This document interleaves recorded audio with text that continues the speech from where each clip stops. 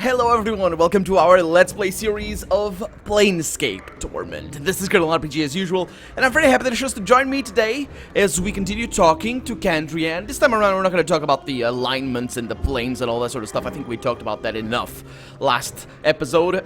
So let's have a chat with him about, it's kind of tricky to navigate his dialogue. Let's see. Who are you? Tell me of the planes. I can ask about the planes. Okay, so I have other questions. What are you doing? Or what are you doing, I should ask. I'm fresh back from negation, and I'm trying to restore my essence before it sleeps away from me altogether. So this is what he said before. He went to the inner plane, and he gave me actually a thing. Let's look at what he gave me. So he gave me this negative token. There is a negative token, a flat black disc that... Oh, this is a negative token. A black disc that appears to have no substance to it at all. I can't really do anything with it, but it's a protective thing. Okay, I can remove that. Yeah, that cursed sound right there. But the Twisted Ring I can. This one just holds shadows creatures temporarily. That's kind of not good. I would like permanently, please. But yeah, thank you. Let's ask something else. What is this place? Well, unless the cosmos has shifted or we have been spun into the mazes, I would say that we're in the Smoldering Corpse Tavern. That's right. We needed to come here before we go down to the Undercity. I just kind of found the Undercity by mistake, really. Not really a mistake, I was looking for Pharod. I didn't know it was going to be like a next section of the game, so we're just kind of finishing some things up here. It might take a little while until we go back down there, just because there's so many people to talk to and all that. I am looking forward to go down there, but I think we're also going to meet new party members, so that's going to be an important aspect of this whole thing. What can you tell me of the patrons here? I mind my own business here, Seeker, for I spend too much time away not minding it. Speak to the bartender if you would learn more of his customers. Well, thank you very much. What do you mean, mazes? Aye, the mazes, where the lady dumps those who've displeased her. He makes a small semicircle over his heart as he speaks the lady's name. Well, didn't actually speak her name, but sure.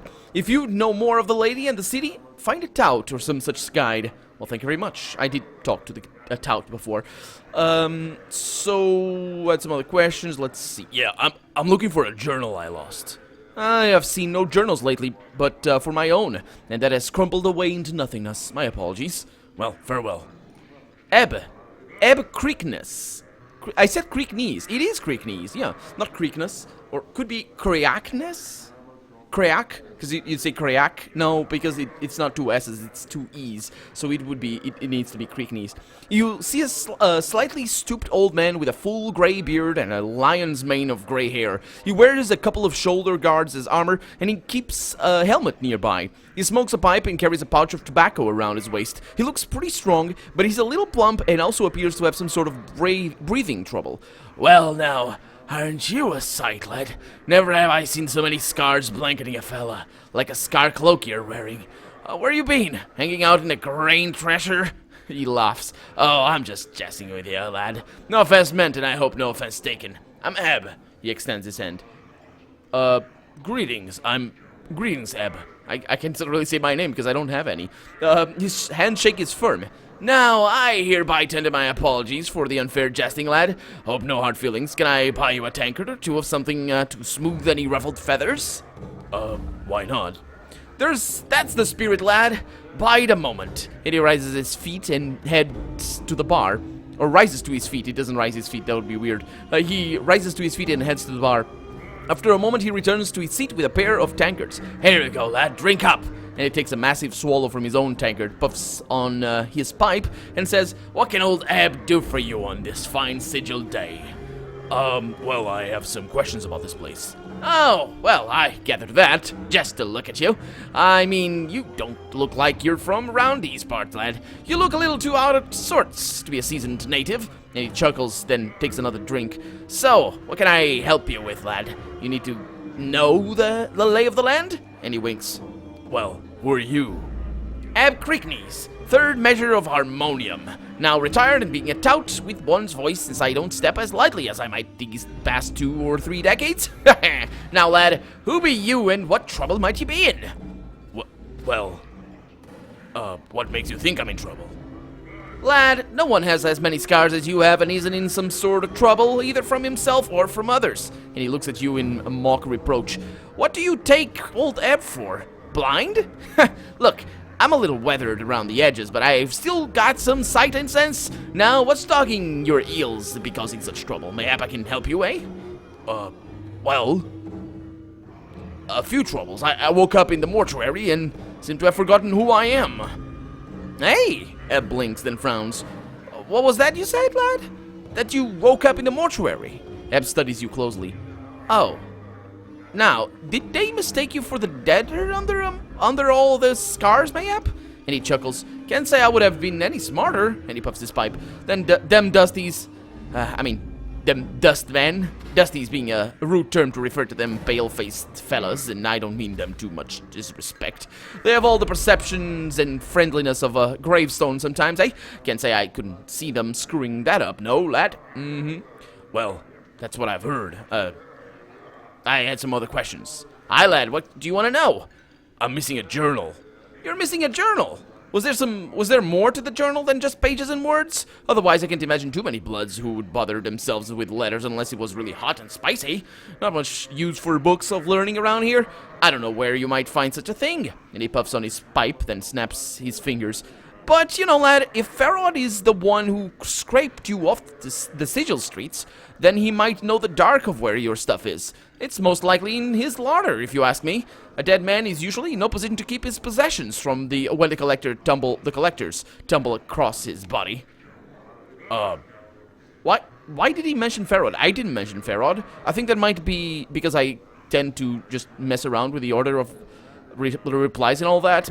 But let's see. Tell me about Pharod. Well, now, I don't know everything there is to know about old Pharod, but I know some of the dark surrounding him. If you're determined to track down that spider and nail him to a wall, then I suppose I could still spill some of the chant so you know what you're tangling with. And he pauses to temp his pipe. Pharod dug his nest deep into Ragpicker's Square not too long ago, got a bunch of collectors and gangs together and started what one could almost consider a collecting faction. Be that as it may be. Really? Where can I find him? Well, lad, if you're looking for Pharod, which I would say is pretty barmy of you, you're a little off the beaten path, you want to be finding Ragpicker's Square. Chant is that Pharod's setup is kept somewhere in the square. Even an old fellow like me who's been around the ring a few times don't know exactly where. I figure that Pharod wants to keep the dark on his location dark. If you're all bound and determined to find Pharod, go to Ragpicker's Square and try and dig up Pharod's location from some of the locals. Try and be careful about it, since there's plenty in the square that would make a gut harp out of you as soon as I look at ya. Yeah, I know, I guess. So who are you? He talks about what he said. Yeah, so, third measure of harmonium? Ebb puffs up slightly in pride and gets a semi-stern look on his face. Aye, third measure of harmonium. Yeah, that's how it's pronounced. He relaxes a little. Though I haven't served a tour of duty in many a decade. Pushing a quill wasn't quite up my alley after all the fights and skirmishes I've been in. So I just bide my time keeping tabs on things down here in the hive and helping out a little where I can. And you look like someone who might need a hand. Are you in some kind of trouble, lad? What fights and skirmishes have you been in? Ebb rolls his eyes. Well, more than I can remember, lad. Well, almost more than I can remember, list-wise. I did an all too long tour in the Blood War, that infernal mock-up war of lies and terrors. Lies on terrors, yeah. Far too many years in the Black Centuries War. Ebb begins to tick off the wars on his fingers and counts silently to himself. Then there was the Three Plains War and many others. I even took part in the Harmonium War of Liberation. Oh, towards the end there, I was also in the Sigil City Watch. Some could argue that was the most dangerous of them all. He laughs loudly. The mention of the Blood War feels like a cold dagger. Again. So again, the mention of the Blood War feels like a cold dagger sleeping into your heart. I think this is, yeah. Tell me about the Blood War. Ebb sighs, oblivious to your reaction. Aye, the Blood War. The most dangerous family feud this side of the primordial soup. A mean-spirited mob of fiends on one side, a batch of warmonger fiends on the other. It's the war that creation sparked, and they've been digging into each other ever since. Huh, two sets of fiends warring against each other, huh? Aye, the Tenari, vicious killers who care for none but themselves, and the Batizu, war machine. All for law and order under their infernal rules. The whole mess spills out into other planes from time to time, and it's made the multiverse a less pleasant place to live. Yeah, I guess it would, wouldn't it? I can ask him that. What's a tout? Well, now, it's a good thing you asked that, because now you've told me that you're green and a tout about's best person a clueless. What? A tout about's the... What? You're green and a tout about's the best person a clueless could have run into the streets of Sigil. Yeah, I did. I just... You know nothing. You know nothing! And because I am green, but I know what a tout is. I was just asking. And I'm just the man someone like you is in need of. He takes a drink. A tout's a friendly city guide. Shows you what's what, gives you a little jaunt around town. A guide is the best way to look at it. Except I don't really leave this chair on account of my age, so mostly I suggest directions and places you might want to see in your travels in our fair city. Don't cost you a cent. Why is it free? A tout who can't move can't command much of a price, lad. By the powers, 'twould be unfair to charge just for a bag of words. How old are you? Old enough to know better, lad, and too old to walk much. And he puffs on his pipe. Let's just say my best years are behind me, and there's only a few irons that keep this heart beating. What irons? Well, lad, not to bring down the conversation, but I'm hoping that one day a holy fella might be making his way to the old Smoldering Corpse Bar, and hopefully he'll shrive me off some of my private sins so I can go on and step off this plane for good. Can he do that? Apparently they can. Okay, that'll be interesting. A spell. Admoest? No, Admoest would... No, what do you do when you remove somebody's sins? That's a word for that, and that would be the name of the spell. What is this place? You're in the Smoldering Corpse Bar, lad. Not a pretty place as some, but it's got its own homespun kind of charm. Really? Tell me about the patrons here. Well, you got O, who claims to be a letter instead of a person. Oh, yeah, it makes sense. Oh, didn't we meet somebody like this in Tides of Numenera? That might have been a direct reference right there. I think it was somebody actually called O. We met somebody like this in Tides of Numenera, or I've read about this character before, which is good because if I read about it, it's probably because it's good. Anyway, some merciless killers wanting around for a criminal, pair of Abishai on furlough from the Blood War, a Gitzerai over there who's been watching you from afar, not too unusual, mind you, they're Piri cutters, and a Lace down there, a clueless kid. Why do they capitalize clueless though? Interesting. It's like a cast or something. A clueless kid whose breeches seem... That's not how... Is that how it's written? Breeches? Man, I don't know stuff. Anyway, whose breeches seem to be just a bit too tight, if you get my meaning. Whoa. Okay. If you're... I don't know I get your meaning, but I can think of meanings. Anyway, if you're wanting information on the plains, talk to Candrian, ill-born over here. He knows more than most I know. Yeah, he does. So who's the Smoldering Corpse there? That guy over there, that's Ignus, yeah? Him? No corpse, lad. No data him. Near as we can tell, old Ignus is still alive inside that little roast spit, I should say. Near as we can figure, anyway. And he wrinkles his nose. He can smell damnably awful sometimes, too. Keeps me on the pipe to make sure it don't worm its way into my nose, it does. Yeah. How did he get there? Eb takes the smoke from his pipe for a moment, as if deciding how to rephrase his comment. Well, now, lad, Ignus had a smattering of problems, and some not slight wizardly magics to boot, and seldom do the two mix well, if you understand me. He liked to burn things, and he started torching places and people, and generally making a bunch of trouble. And? Well, now most of this was going on in the Hive, and I'll be the first to admit that the Hive is not the first place the Harmonium goes to keep Sigil's law. Eb looks a little shamefaced. A failing on our part, since it may be the place where our presence is most needed. So, by the lady's reckoning, there was a little street-side justice in the wizardly community. A bunch of tea leaf readers, hedge wizards, and midwife witches got together and managed to weave a spell that was kind of poetic justice. Eb gestures with his pipe at the figures. So now he sits there and burns. He's still alive, which I don't think they counted on, though. Oh, so, okay. So he's a... I don't like that he was a pyromaniac. Even if he was a nice guy, which he probably wasn't. But even if he was, it's still dangerous. Anyway, well, I guess I'll have to deal with him. So, tell me about this place. What's good to drink here? Well, not some say I've got bat or all this devil all? Is that what it's supposed to mean? Like bat or all? Well, not some say I've got some, not some, which mean a lot I would think. A lot say I've got damn all discrimination when it comes to drink, but I've got drinks I'm partial to and some vintages to which I'm not. Actually, one of my favorite little things to get here is some Arborean fire seeds. Oh, we met these things before. We dealt with these things before. I think we finished them. We still finished the quest anyway. You swill them in your mouth, add a little air and some spit and some alcohol, and you can breathe a little fire when you need to. Leastways, that's how it feels. That's probably the reason why you have bat or all discrimination when it comes to drink. Because he's burned his mouth. Other questions? Let's see. Tell me of Sigil and its environs. Eb laughs loudly. You don't think small, do you? If you want to know what's outside the city, go talk to Candrian Ilborn over there. He's the traveler of this place. As for the rest of it, well, I can tell you of the lady, the Dabas, keys and portals, and the way we keep track of time, the way the city's laid out. What is it you wanted to know? Well, tell me of the lady. Well, now, not many know much about her, lad, and I am figuring even those that know more than a little don't know too much more. She's a mystery, she is, and even should you run across her, powers forbid, and she's silent and deadly. She's not evil, far as I can tell anyway, but she keeps the dark about herself and Sigil pretty tight. None's been able to penetrate it, and if they have been mazed. Mazed? What you mean?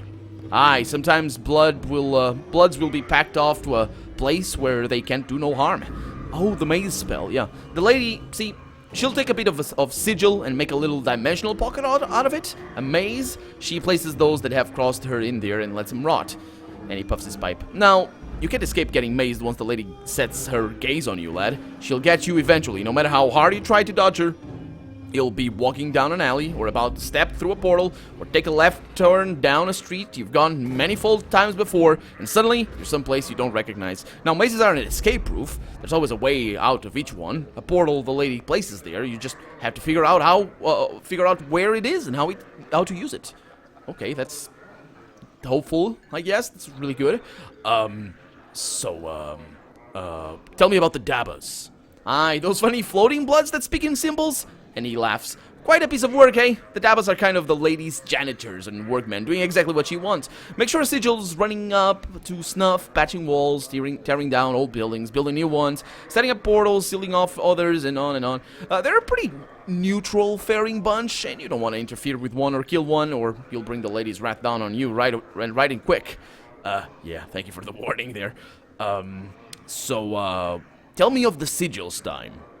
The way we measure time in Sigil's by the brightness of the sky. See, we haven't got a sun and moon like most worlds. We just got this everlasting haze that brightens and darkens at regular cycles. That's most folks call midnight. We call anti-peak. What they call noon, we call peak. So, you see, it's based on peak and anti-peak of the brightness. So, shouldn't it be what do you say the anti-peak? What's the opposite of peak? Shouldn't it be like the lowest? Or, there's gotta be a word.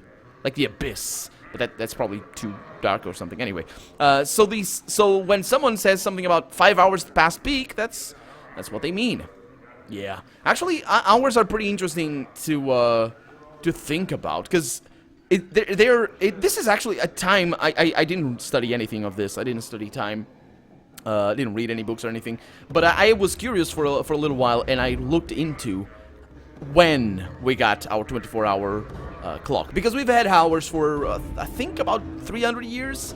I think the minute and the hour and all that was invented in the 18th century, somewhere at the beginning of that. And it's got to do with the Industrial Revolution. I think it came before that or something. I don't really know, but I mean, we have had time tracking things for a long while. But the thing is defining what a minute is, what a second is, what an hour is, how the time is divided. I mean, I'm sure there's even videos that talk about that. That's very interesting, especially because then you have the months and the weeks and then everything else. Anyway, I think we've had... That might have been before that. But the thing is, only in the 20th century has it become normal for people to actually care about times, which at least you know, on an official level. And it surprised me when I read that, because you think that it would have come way before that. But when, I mean, we say, oh, it's 3 o'clock in the afternoon. 100 years ago, no, actually 100 years ago, that would be incredibly unspecific. Nobody would understand what you meant. Because nobody had a clock, nobody had a reference to that. And 200 years ago, that wouldn't even make any sense. Well, I say 200, but they already had that distinction. Anyway, look into that. It's interesting, if you find it interesting, of course. But this 5 hours thing, it's generally when you make fiction, medieval fiction, you kind of bypass it because you're making it fiction for our world, right? So you're gonna apply some things like weeks, like months, the division of that. You're not gonna go too crazy, even though you could, and it's interesting if you do. But one detail that you'll see, for example, the last real big fantasy novel collection that I've read was The Song of Ice and Fire. Well, I'm still reading it because it's not done yet, but A Song of Ice and Fire never has hours. They never say, oh, it's like afternoon. It's always like the hour of the owl or the hour of the wolf or whatever that means. I don't really know because I didn't look into it. But there's the tale on that. But apparently they just bypassed that issue here in the world, which is totally okay. And actually it makes sense because we have the gameplay. For the gameplay reasons, we have the clocks and all that. So there we go. So let's see. I have some other questions about Sigil.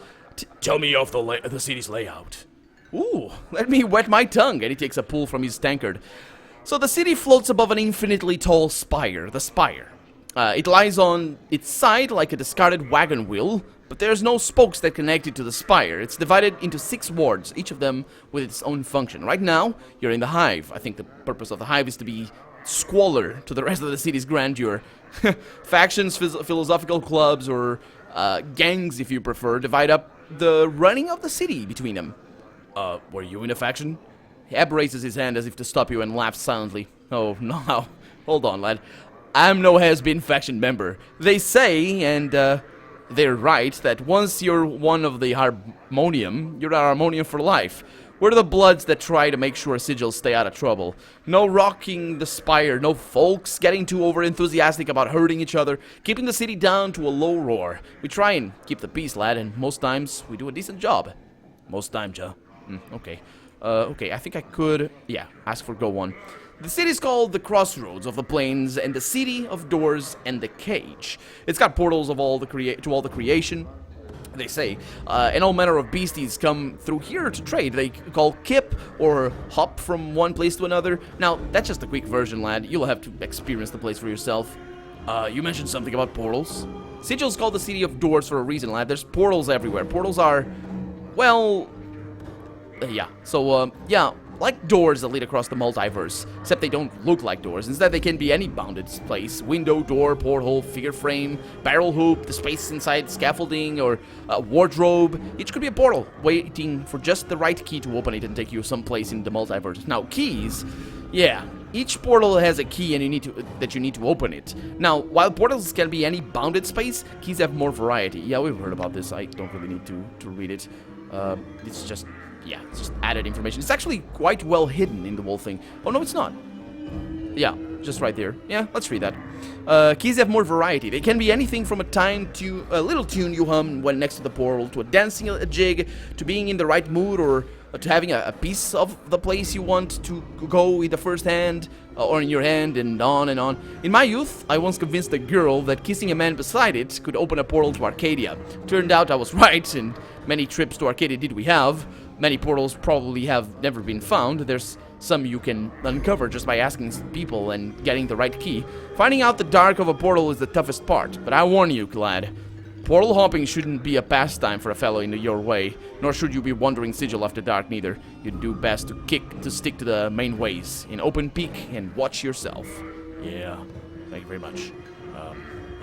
Okay. So let's see, oh no, I wanted to ask more, I think. So that's, what is this place? Tell me, Sigil. What other places can you recommend? Well, and he puffs on his pipe and studies you. This is perhaps the best keep you could have wandered into from the start. Judging by your tattoos, you might be partial to having designs on your body, and in which case, there's a tattoo salon, a little spire wards from here. You want to stay away from the alley of dangerous angles if you can. Ignus torched that place not long ago, and ever since, a bunch of bad oh, that was Ignus then, yeah. A bunch of bad bloods have set up their kip in that stretch of the desert. Not of the desert, yeah. Okay, well, thank you very much for your help. You've been very helpful. What do we have? These red hot pipes do nothing to alleviate the already warm hair. That's Dakin over there. Let's have a oh, that's the bartender. And Elias. Let's have a chat with Elias. I want to chat to Arkan as well. That Draken or whatever.